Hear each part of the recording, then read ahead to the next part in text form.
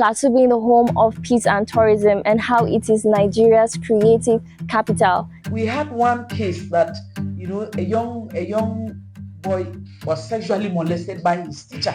It's a solve that also brings the troubling issues and try to also reveal what we call the solutions humanity have built to solve problems.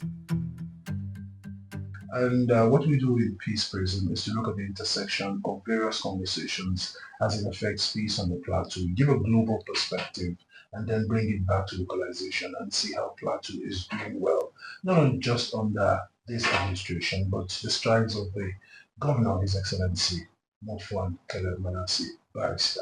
And the idea is to look at the key movers and shakers of this particular administration and peace, of course, on the Plateau State. It's a pleasure to have you, ma'am. Good morning. Good morning. Thank you so much for having me. And so, we like to start in a part from somewhere that will probably take you back memory lane. Where were you during the first Just crisis? That was 2001. Yes. You're referring to. I was in Jos. Oh. I was in Jos when it started on a Friday. Then we thought it was over, so I traveled to Nasarawa State on a Monday and returned on a Tuesday. No, returned on a Wednesday. That was the very dark Wednesday for us. Yeah. So I was in Jos, and I must say that truly it was a very, very, very terrible experience for us on the Plateau. Suddenly the devil came around and everyone was running helter-skelter for safety. You've just decided to bring it back in such a very... You didn't see that coming. No, I didn't see that coming. Because, honestly, we like to go back to the very beginning. Truly. And then you use that word suddenly. Suddenly a lot changed. You sit as Chairperson, Plateau State Gender Commission and Equal Opportunities Commission, rather. And you also double as Special Assistant, Senior Special Assistant to the Governor of Gender Matters. It seems we didn't recover. And then gender conversation was not what it is now. And so women and children suffered. And for some people, they say that was the beginning of everything. Today, you're in this position. When people talk women, share your experience. What has been your experience like? Truly, you've just brought back to memory, a lot of challenges that the people of Plateau State have gone through since 2001. The challenges over the years, have left us with, many orphans, many widows. The challenges over the years, truly have exposed our vulnerability much more higher than before. And so the conversation around, the opportunities for women to thrive and contribute in the development of the state, particularly as you think about their role in peace building. Honestly, women have gone through a lot. But I must say that sometimes in 2011, after the challenge in 2008, truly it still left more women, widows, and still left more children, orphans. And I bet you, it sustained, the reduction of women's opportunities to participate in development.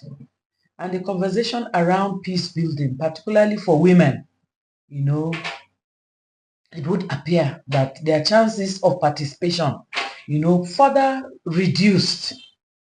But let me quickly say that from 2011, a lot of civil society organizations, sprung up, and got into a lot of peace building activities in the state. And I must use this opportunity to appreciate, civil society organizations on the Plateau, because they took up the challenges of, talking about opportunities for women to participate in peace building, opportunities for women to find economic participation, and so on and so forth. Now, so from 2008 into 2009, right to 2011, when I had the opportunity of serving with that Dr. John Adewija as the Honorable Commissioner, Minister of Women Affairs and Social Development, and working together with civil society organizations. And I remember, my interface with Search for Common Grounds, remarkably, they met me in the office. It was part of the conversations that we needed to sustain around, creating opportunities for women to be on the peace table, if they can bring their contributions. But again, the challenges of economy, poverty issues, even capacity of these women to also participate in peace building was also another issue. But working together with civil society organizations in the state, I remember a lot of the activities that were carried out, trying to create awareness amongst women, amongst critical stakeholders on the United Nations Resolution 1325, all of those conversations at that time. And, coming down to 2012, 2013, I remember that I had the opportunity of meeting Dr. Grace Ongile, the country director of UN Women at that time, having a conversation with her through Peter Mancha, and she had the opportunity of coming to Jos. He brought her to Jos. She met government. That also created more opportunities for the involvement of the United Nations in our challenges in the state. And the conversation was around creating opportunities for women to participate. And quite a number of our women took up the challenges of standing as mentors, standing as strong women, speaking on behalf of women, seeking opportunities for them to participate in development. And I must say, since then, we've moved from one degree of progress to the other, coming up to this level. And I must say that I'm grateful to civil society organizations that have sustained the focus on creating opportunities for women to participate in development, through peace building.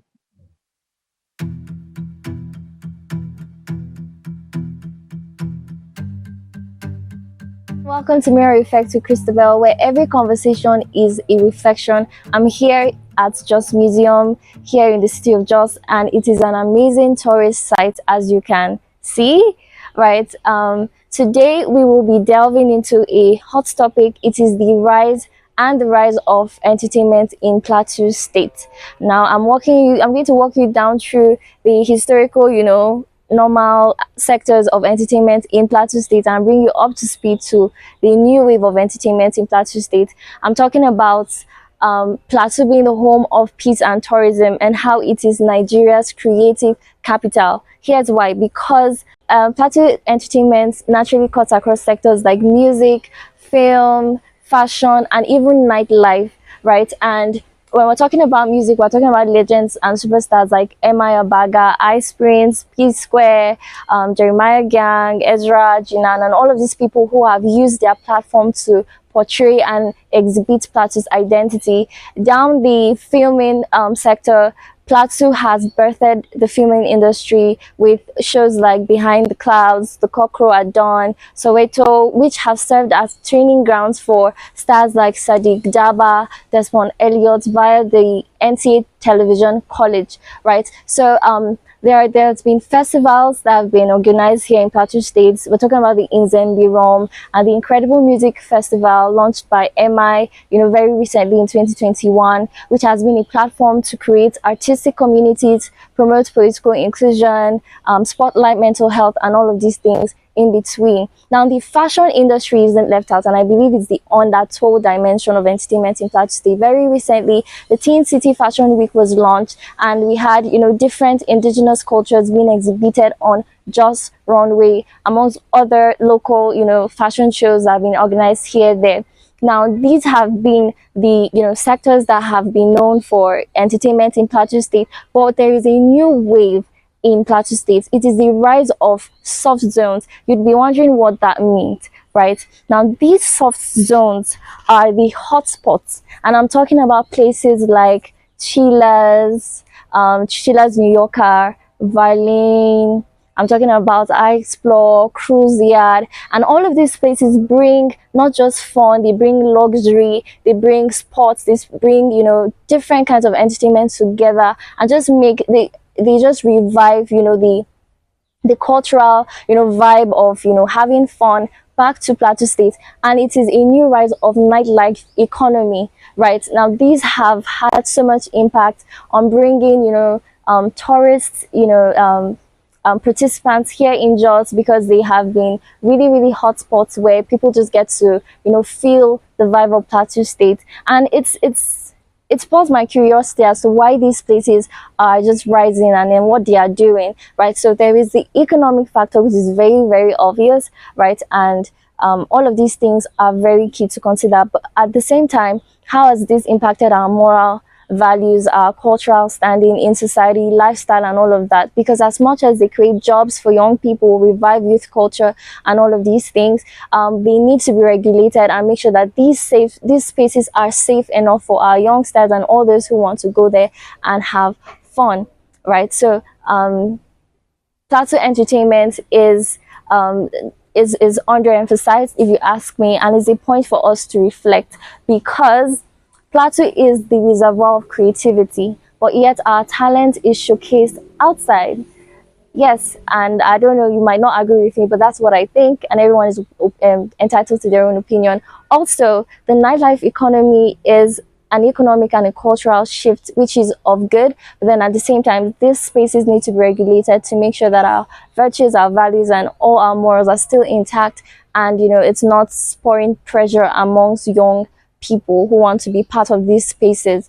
Now, I'll leave you to delve on this, because I believe that when just creativity is elevated, Nigeria wins.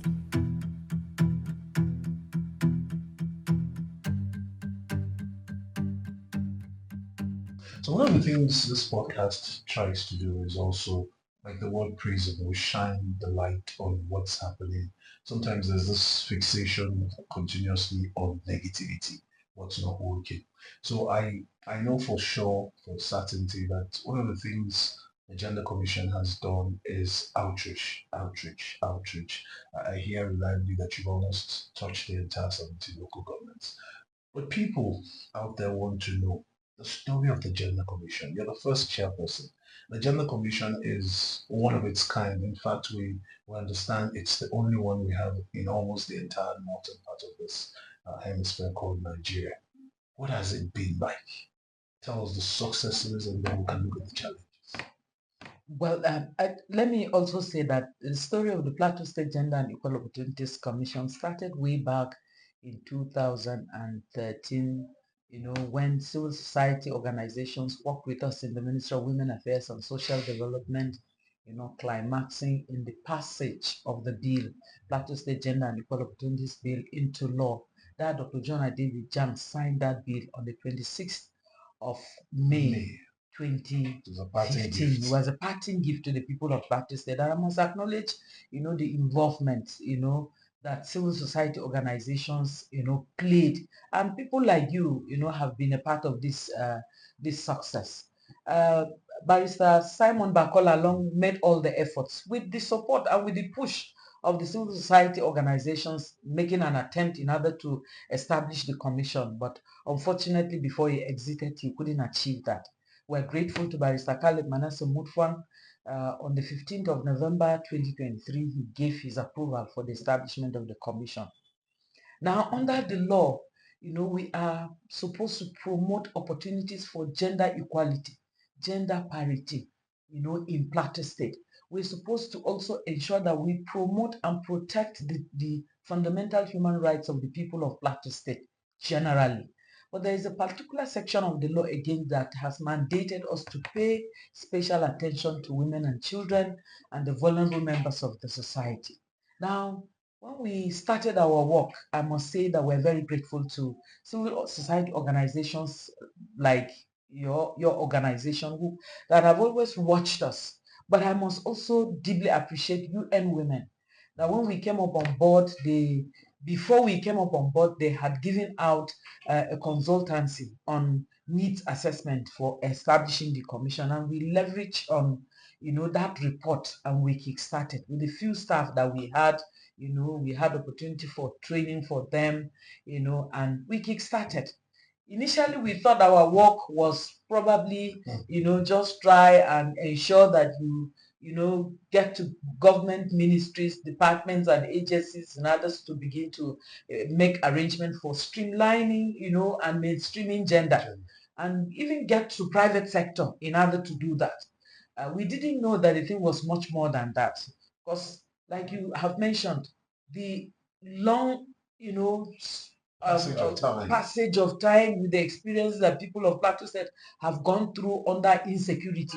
Truly, like I said earlier on, it has exposed our vulnerabilities, much more higher than ever before. So when we got into this assignment as a commission, we now discovered that the effect of insecurity on the plateau has left us with a lot of challenges on our hands. And a lot of these challenges would have to do with, gender-based violence, has left us with uh, children, going into labor, child labor in the state and outside the state, and in some very terrible situations outside the country, child trafficking, sexual molestations, a lot of all these abuses on the rights of women and children.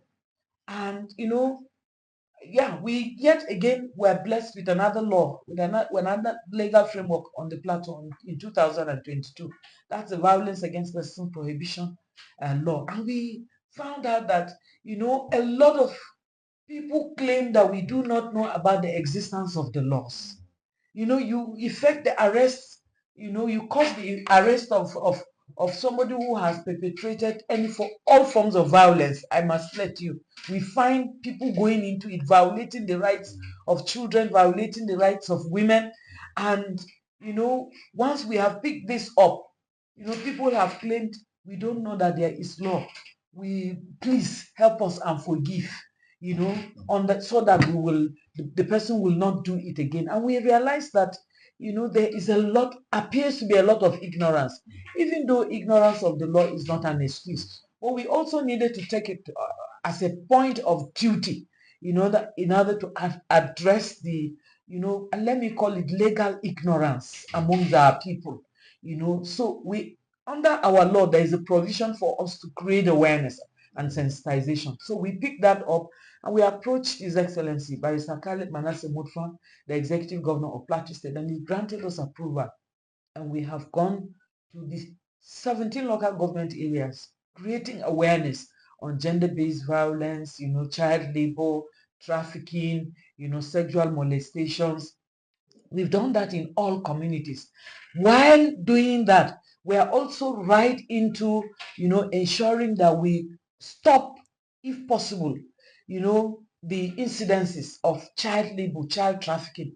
And we are working very closely with the security agencies, particularly NSCDC, the police, and the Office of the Attorney General, in order to ensure prosecution of people who have been arrested and are being investigated. So, we've worked so closely. We've secured some convictions, I must let you know.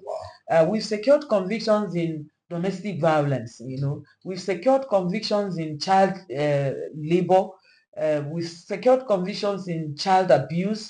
At the moment, there are so many other cases of sexual molestations that are ongoing. We also realize that schools are not also insulated from all these forms of violence against our children in schools, even from teachers. So we have decided we had one case that, a young boy was sexually molested by his teacher. So we decided that we needed to also go to schools and create the awareness. I must let you know, His Excellency yet again gave us the approval, and we have gone round the 3 senatorial districts of the state. We started from the southern zone. We focused attention on prefects, school prefects, and they gathered school prefects for us from the different local government areas in the state, and we had them in the zones, where we interfaced with them. Their teachers were in attendance, the school administrators, principals, and the area supervisors, all of them from each of these local government. We interfaced with them. The whole essence was to drum it into our children that any forms of right violations, they should speak out. Because we discovered that part of what perpetuates the different forms of molestations that our children go through is the culture of silence. Now we have discovered that apart from that, we will need to work together with the critical stakeholders in order to develop a toolkit on the establishment of gender clubs in our secondary schools. We've made that presentation to His Excellency, and he's looking into that, and we believe that by the time he gives us his approval, we'll also go into schools in order to ensure that we establish gender clubs in order to, so to say, catch them young in issues of gender rights, promoting gender protection, ensuring that they are not a part of violating people's rights. And as they grow up with those that knowledge about the existence of their rights, it will help us to have probably a better society in their own generation. And I must say that His Excellency has supported us hugely. Now, so ensuring that we drum out this awareness amongst people is part of focusing attention on the fact that once we continue to have these forms of violations, talking about peace may be, we may not be able to achieve it. And if we do not empower, our children and our women to be able to stand strong and speak out, they will lose their voices even on the peace table. And it's part of, the Commission's deliberate attempt at ensuring that we bring out the capacities of women so that they stand strong.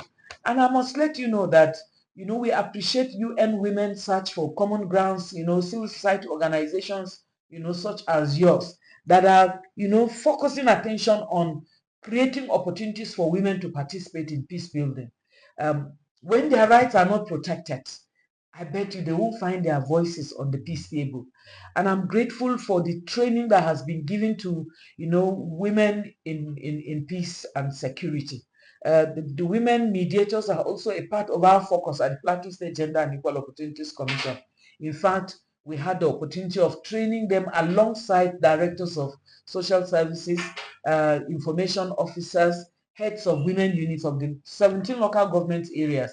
And what we are about to do next with them, is to also bring them back and, still have another session of training for them in order to encourage, their working relationship with the directors of social services in the 17 local government areas. His Excellency, has given us the opportunity, to go back monitoring what they are doing.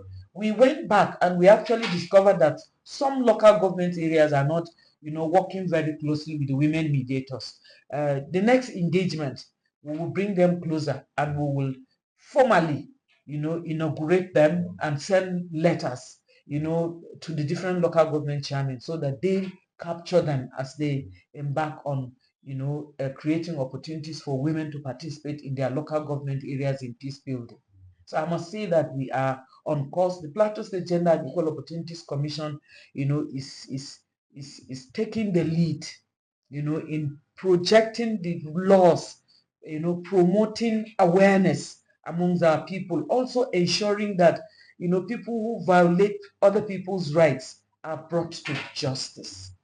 Plateau being the home of peace and tourism and how it is Nigeria's creative capital. We had one case that, a young boy was sexually molested by his teacher.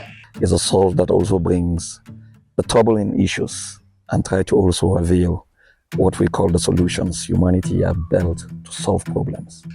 You talked about a culture of silence, and that takes me to a very deep perspective in this conversation. The gender commission, peace building, and then economy. So a lot of women have been deprived of that economic well-being, of economic strength. But again, talking about culture generally, and I mean, it's a diverse state. One of the things we here, the Gender Commission, has had to contest against is land and inheritance issues. So when the man dies, family rip the woman off her inheritance. It's a very deep conversation. And this also, as part of the question, is also what's the relationship with the commission and the traditional institution, because they are responsible for some of these cultures that have become, permit me to say, outdated, because sometimes they are the ones who validate it's our culture, that's the way we do things. I mean, it's so bad that a woman loses the husband and you say the younger brother should marry her. It's that bad. And then it's so bad that in cases where she's not getting married to him, you're ripping her off what's left of her livelihood. How has the commission been able to tackle those issues? Honestly, I didn't really know the magnitude of the damage that culture has done to us on the plateau until we started this work. And I realized that negative cultural practices and patriarchy, has eaten deep into the fabric of the society of Plateau State. Truly, let me be honest with you. The culture of silence is associated with culture, this patriarchy. Even women, their brains have been negatively brainwashed, in order to think that, you know, negative or even criminal tendencies against them, they also have the responsibility of keeping quiet with it. And it is because of culture. I give you an example. Here is a woman that her husband, abdicated his responsibility, traveled to some other place, came back with HIV and AIDS, infected her, and has gone ahead to sleep with two of his daughters. He was arrested. And she saw it as a duty, again, leading her two daughters to come to the commission, to come and plead with the commission to forgive her husband. Now, I tell you that this is part of what culture has done to us. Because culture, there's a level to which culture has promoted, the male gender. And, it's affecting us negatively. We also discovered that what culture is doing again, apart from this culture of silence, it's your husband that has, violated you, violated your fundamental human rights. And as a woman, you're the one who still has duty to forgive and to cover it up for him. Nobody is thinking about what you are going through. In fact, we had one of the cases where the man has slept with their daughter, and each time he was beating up his wife, he carried a knife to run after her with the knife. I sent security men to go into that community. They arrested him towards evening. And when they were leaving, the woman still saw it as her duty to run after the security officers, and she told them that here is 1,000. Later in the evening, if he's hungry, please help me buy food for him. And that's culture. Culture tells the woman that, she's the one that should be able to absorb everything, so that it gives some place of, some prime position, some privileged position, to the man. And it appears that because of these negative cultural practices, that tend to promote the man at the disadvantage of the woman. And not to cut you, we also hear that the church, in this case, not Christianity, the religion of church on the plateau has also not helped. Truly, because let me say, culture has found its way into religion. That's part of our challenge. And, I have interfaced with even religious leaders. And we have told them that if you do not sit and address particularly the culture of female disinheritance on the plateau, if you do not sit as religious leaders to address it, even when you are no more, you have proclaimed Christ, you have professed Christ, meaning that when you are no more, your wife, nobody should interfere with the rights of your wife as a widow or the rights of your children as orphans. Nobody. But I have told them that if they do not work hard with us, together with us, in order to change the narrative, when they are no more, their estate will be administered according to culture. Now, so women and children and girls particularly suffer it. They go through a lot, cultural, disinheritance. In fact, this morning, somebody reported to me, and, like I said, the issue of loss of voice. Women, culture has shut, the woman's voice. So she's unable to even complain in that kind of situation. So she keeps quiet with it. Now, I'm happy that with the awareness that we have had to engage in all of the local government areas that we have gone through, community leaders, traditional rulers have also always been there, so that we bring up all of these issues, to them. Again, His Excellency has given us approval for us to engage with first-class traditional rulers in the state. In fact, there's 17 of them that are chairing the traditional council in the different local government areas.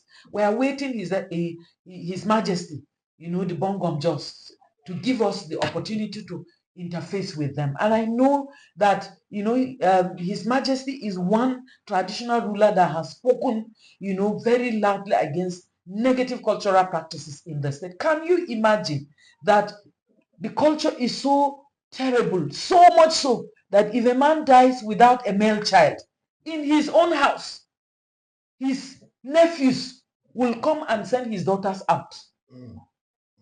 In some of the cases that we have come across, they've sold the houses with the daughters in the house. They've gone ahead to stop them, from going to the farms that they grew up meeting their father's family. And it's so ridiculous. All of these are part of the issues that have, worsened the economic situation of women on the plateau. Again, the internal displacements that we are going through as a state, with most of our communities being ransacked and others invaded the communities. Our people are displaced to the extent that they cannot go back to the farmlands again. But we are grateful, for the interventions that His Excellency, working together with other security agencies in the state are doing in order to get our people back to their homelands, to help them to go back and, cultivate their lands. You are aware of the recent passing out parade of the agro rangers. It's one of those opportunities to help our women, to go back to the farmlands. But like you mentioned earlier on, part of what stops them, from accessing land is widowhood. Once a woman becomes a widow, she loses everything, including all those things that they acquired together with her husband. And as a commission, we have discovered that awareness is key. A lot of people in our state are beginning to find, these negative cultural practices very repulsive. And I'm happy a lot of people are arising, in order to speak out in defense of, women and girls, particularly when it has to do with their housing, land and property rights. And I'm also grateful for the kinds of, civil society engagement. We're grateful for Norwegian Refugee Council. Is also, in Plateau State, creating awareness, sensitizing our people, on the need to protect, the property rights of women on the plateau. Again, what this government has done, if you recall, one of the International Women's Day celebration, we did it around, women's land and housing property rights in the state. And His Excellency has gone ahead to give approval to the Minister of Lands, Survey and Town Planning in order to, reduce the cost of registering titles for women. And quite a number of our women who are in business are taking advantage of those opportunities. But I bet you, we are realizing from the Plateau State Gender and Equal Opportunities Commission that our people need a lot of sensitization. And I bet you an opportunity such as this would also drum it out to our people that, number one, we need to respect each other's fundamental human rights, because all of this, boil down to the fact that we do not respect each other's fundamental human rights. Yeah, I also agree that a lot of sensitization, around the rights, and the laws, the enabling legal framework is required. And from the commission, we are set for that. We're happy His Excellency has added. Initially, we had just a staff strength of about 15. Now we have a staff strength of about 32 or 33 now. And His Excellency has given us approval, for training. So we're very soon would also, unpack, the training arrangements for our staff, so that we will, 2 or 3 day engagement, to train again, so that we'll be able to create the necessary awareness. A younger department is also coming up, and that department is going to carry out, sensitization, awareness. I expect that department is not an office department. It should be outside, field. Exactly. I also, we are also thinking of having, a mobile mediation table.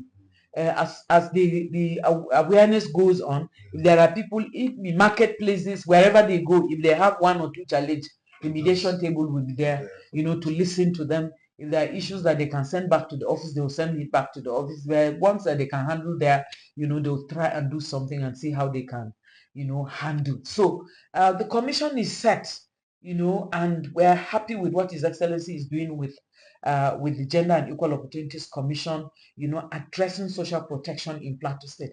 And I need to let you know that the people of Plateau State are very receptive of the messages that come from the Plateau State Gender and Equal Opportunities Commission. Virtually on every other weekend, we engage with religious bodies. As you are aware, we are in one church or the other. In fact, from Saturday, virtually every Saturday and Sunday, we're engaging with, people in the different communities, in church organizations, in order to sensitize our people on the need for us to respect each other's rights. As a state, we have gone through a lot. So talking about peace, honestly, for us on the plateau, is something that we all must work hard in order to achieve. And we have the right civil society environment, I must let you know, because other states are learning from the civil society engagement on the plateau. And as an organization, His Excellency, is not taking this for granted. And no wonder he has a special advisor on NGOs. He also has another special advisor on, international organizations, and so on. So you see that His Excellency understands, the nuances, and is passionately committed, to ensuring that we change the narrative on the plateau.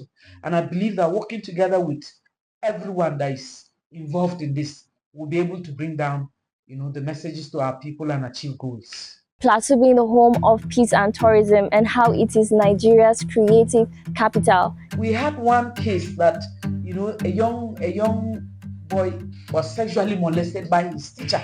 It's a solve that also brings the troubling issues and try to also reveal what we call the solutions humanity have built to solve problems. So before we call it a wrap, this is important conversation for us. And it's important because Plateau didn't used to be known for that, trafficking. And there was a time it was okay, Nati didn't have an office in Plateau, nobody would have bothered. But all of a sudden, there was a spike in both local trafficking, interstate trafficking, and we now have our girls in places like Dubai. And what happened, and what's the commission doing? Truly, like I mentioned earlier on, that, for the almost 20 to 30 years that we have gone through this challenge, my brother, it has left us with a lot. And one of the issues is the challenges of internal displacement. Let me quickly talk about that briefly. Once our people are displaced, or once a set of people are displaced, the challenges are many. Number one, you are no longer in your known environment. And being in your non-environment is so empowering. You know, the little opportunity that you have in your environment strengthens you to stand strong for your family. Now, so you have lost that one. Schools. Probably we're battling in order to send our children to schools in the communities, particularly the girl child. Now she has lost that opportunity.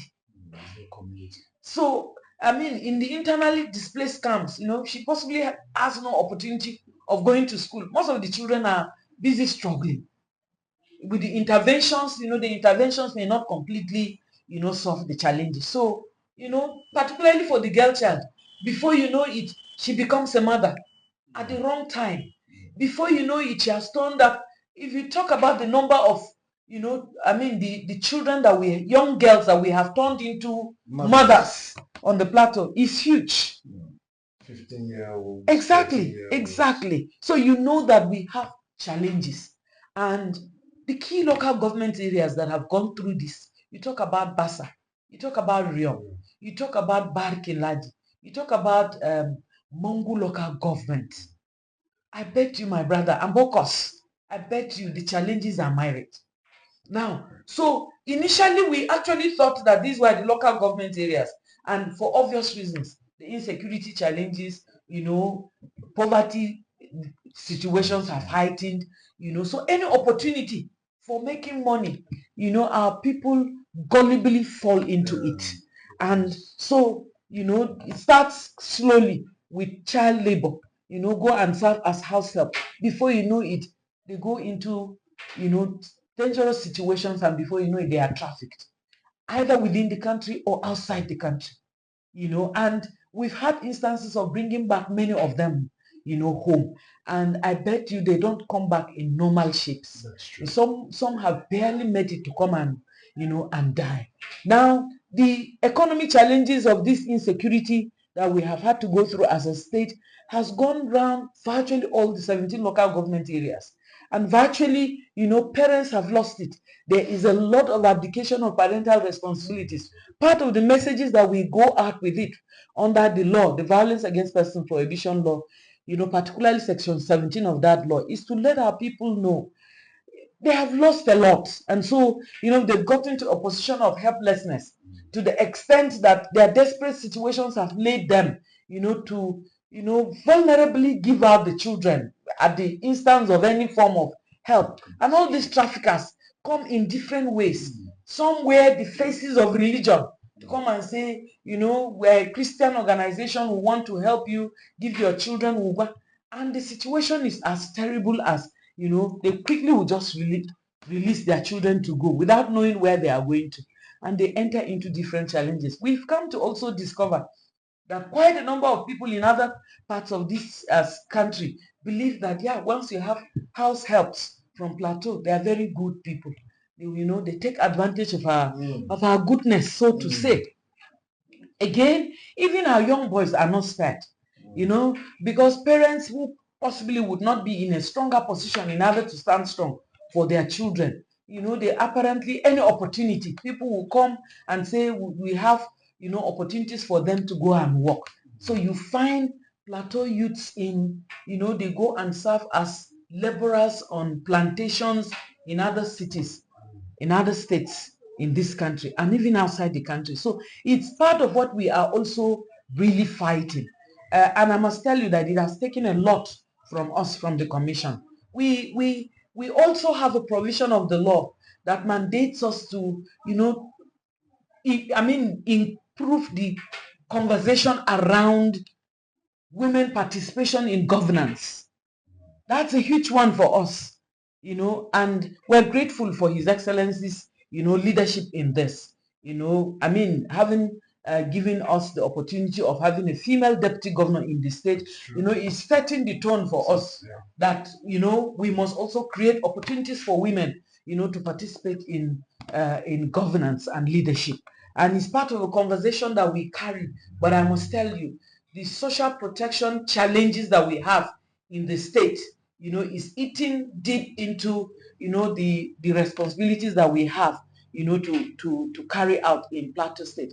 And I ask the question, if we do not address the issues of sexual and gender-based violence female disinheritance, child labor, trafficking, sexual molestations. We do not address all of these, particularly so that we can protect the rights of our children. Honestly, they may not have opportunity to participate in leadership and governance. And I fear for us in the state.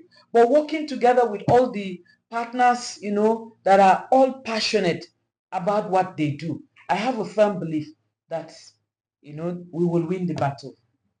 So finally, people know Olivia Daziem, legal mind, barrister. You've been there, you've once been in government, you're now in government. What sets you apart? Speak to yourself. Who is she?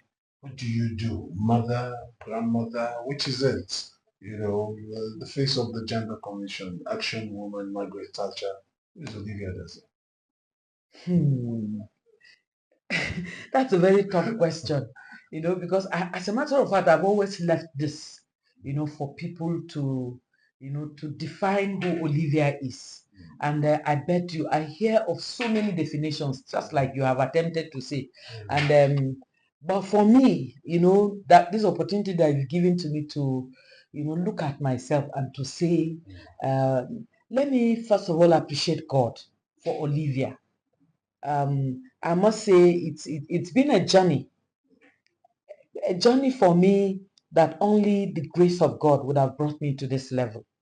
And I mean every alphabet in the word grace. If not for God, I ask the question, where would I have been? So to him indeed be all the glory. But I must say that God has given me the opportunity, to be a daughter, to be a sister, to be a mother. God has given me the opportunity to, be a friend to many people. God has given me the opportunity of being an aunt. God has given me the opportunity, to relate to people in different ways. I have so many friends, beautiful friends such as you. And I'm grateful to God for such. God has given me the opportunity to serve as a civil servant. And I had the opportunity of, working for about 20 years as a civil servant in the Ministry of Justice, where I served and I retired as a deputy director in the public prosecutions department. And, one of those wonderful opportunities that I had, to practice as a lawyer, as a government lawyer. And I tell you, I did it with a lot of my passion. And I'm grateful, that served as a training ground for me. Again, I've had the opportunity of being a political appointee. That Dr. Jonah David Jan gave me that opportunity. So, and it helped me a lot, to contribute my quota to the development story of Plateau. Again, I've had the opportunity of serving as FIDA Chairperson, the International Federation of Women Lawyers in the state. I call it a preparatory ground for the responsibilities that I have to carry now. And I'm very grateful to FIDA Nigeria, FIDA International, for granting me the opportunity, of service that I have rendered, of international, conferences, that have shaped a lot of my passion. And I want to thank God for those opportunities. And yet, His Excellency Barrister Caleb Mutfwang has given me the opportunity again to serve. But gladdening my heart is the opportunity to be a mother of 5. I have 5 beautiful children. They are a joy to me, and I'm grateful for the enablement that God has given me to be there for these 5 children. I'm grateful. I'm so proud of those children. Giving me the opportunity to say this. On Sunday, it's a graduating Thanksgiving service of my last born. He will be graduating from Bingham University. And I'm so grateful to God that He has given me the enablement to stand strong as a mother for them. I'm grateful having an experience with them has also motivated my passion in order to stand strong for Plateau children and indeed Nigerian children, because I have a firm belief that no child, should suffer. No child. And no form of violation. And it's my passion, sir, I must let you know. And one thing I'm very proud about is my passion. I'm grateful to God for giving me that passion. I'm grateful to Him for bringing people around me in order to shape this passion.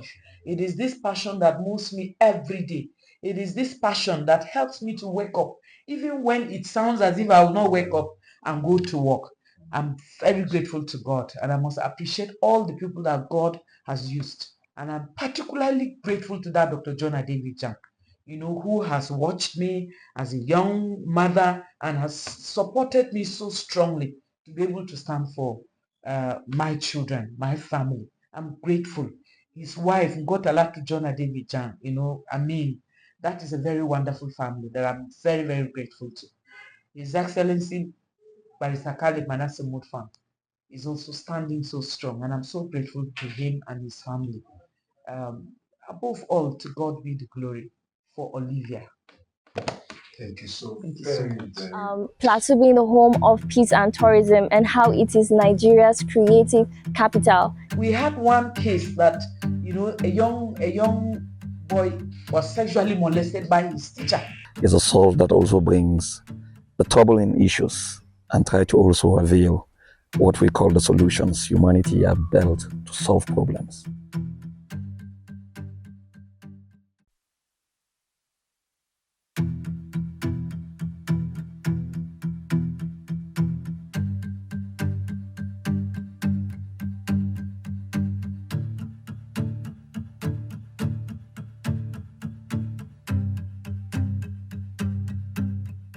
Do you remember